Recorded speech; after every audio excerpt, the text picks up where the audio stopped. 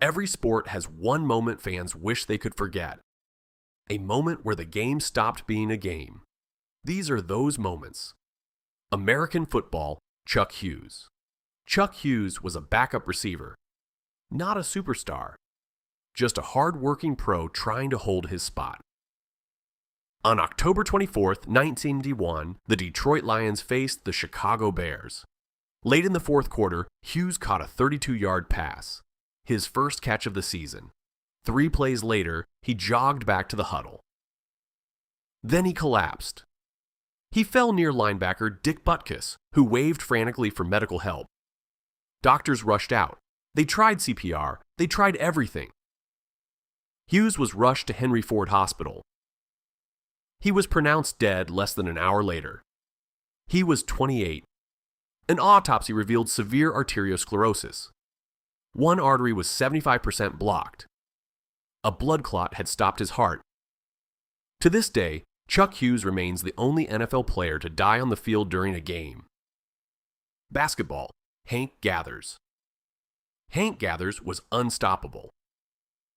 In 1989, he became only the second player in NCAA history to lead the nation in both scoring and rebounding in the same season. Months earlier, he'd collapsed during a game. Doctors put him on heart medication. On March 4, 1990, Gathers played in a conference tournament game. He caught an alley-oop, he slammed it home.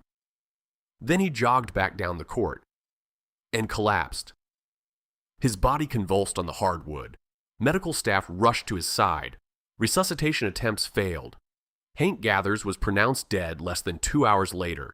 He was 23. Doctors ruled the cause as hypertrophic cardiomyopathy, an undiagnosed heart muscle disease that had triggered a fatal arrhythmia. Cricket. Phillip Hughes. Phillip Hughes was Australia's rising star. At 20, he became the youngest cricketer ever to score 2 centuries in the same test match. On November 25, 2014, Hughes was batting at 63 runs. A bouncer came in fast. He tried to hook it. He missed. The ball struck him in the neck, just below his helmet. He collapsed instantly. He was rushed into surgery. Doctors placed him in an induced coma. He never woke up.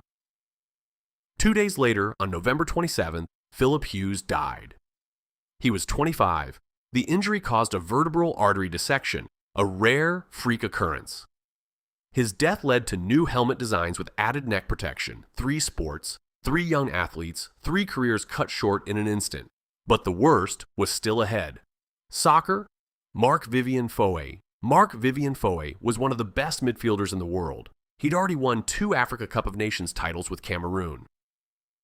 On June 26, 2003, Cameroon faced Colombia in a Confederations Cup semifinal. In the 72nd minute, Foé was jogging near midfield. No one was near him. He collapsed. Medics rushed onto the pitch. They performed CPR for 45 minutes. Nothing worked.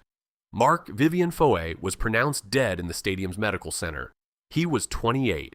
An autopsy revealed hypertrophic cardiomyopathy, a hidden heart condition no test had ever caught. His death accelerated the use of comprehensive cardiac screening across professional football. Cycling. Fabio Casartelli. Fabio Casartelli won Olympic gold in 1992. 3 years later, he was racing in the Tour de France. On July 18, 1995, riders descended the Col de Porte d'Aspet at nearly 55 miles per hour. Casartelli was in the pack. Suddenly, a group of riders crashed. Casartelli hit his head on a concrete curb. He wasn't wearing a helmet. Almost no one did back then. He was airlifted by helicopter. He stopped breathing mid-flight. Fabio Casartelli was pronounced dead that day. He was 24. His death became one of the biggest reasons cycling pushed toward mandatory helmet use. The UCI made helmets compulsory in 2003. Boxing, Duk-koo Kim Duk-koo. Kim grew up poor in Seoul. Boxing was his way out. On November 13, 1982, he challenged lightweight champion Ray Mancini in Las Vegas. For 13 rounds, they traded brutal punches. In the 14th round, Mancini landed a final combination. Kim went down. He never got back up on his own.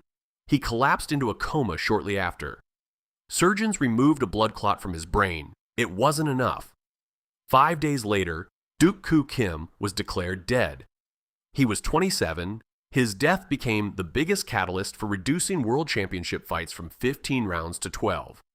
6 athletes. 6 moments that changed their sports forever. None of them stepped onto the field expecting it to be their last game. But sometimes, the most unforgettable moment in sports isn't a victory. It's the moment the world stops watching the score and starts hoping someone gets back up.